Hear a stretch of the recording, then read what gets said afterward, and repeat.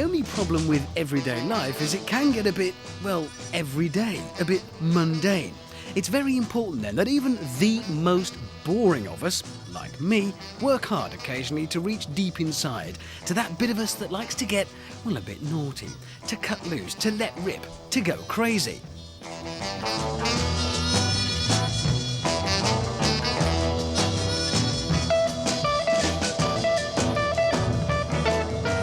And if you're going to do that, you need the right tool for the job. Something like this should do. £42,000 of Chevrolet Corvette Cabriolet, a classic American sports car with a direct link back to some of the most beautiful sports cars the country has ever produced.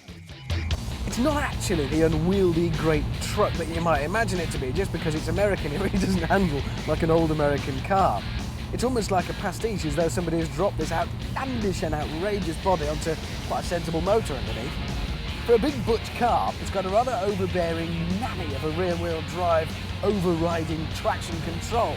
In other words, nail it mid-corner for a bit of whoa tail-out fun. No, you can't. Slow down, it's dangerous.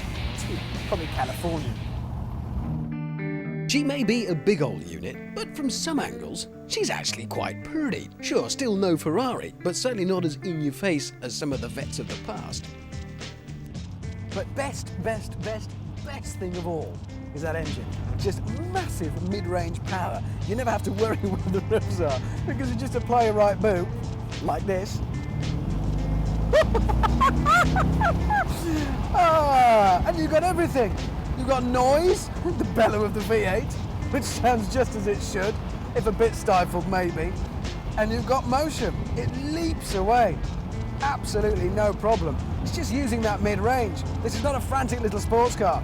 This is big. Big and bad.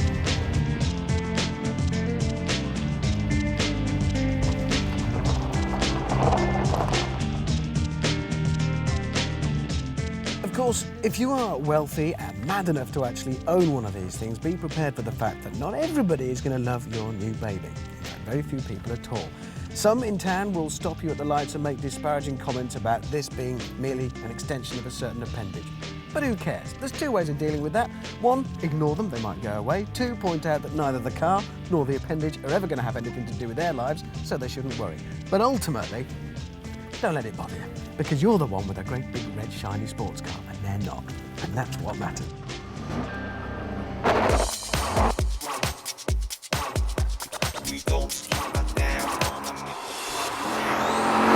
But it isn't all show and no go. Not with a 5.7 litre V8 belting out 339 brake horsepower, it's not. 0 to 60, believe it or not, in something this big comes up in 5.3 seconds, and it won't run out of breath until you hit 165 miles an hour. That'll do. Look, I'm not about to try and justify this car on the grounds of economic sensibility and practicality. I mean, look at it. It's a huge red sports car. It won't fit in your garage, it costs a fortune, and it'll cost 3 more fortunes to run. No, you buy this car because it makes you feel good.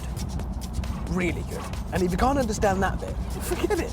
Buy something else. That's why the MGF was invented. Sensible sports cars. Better still, go and buy a Volvo or an MPV.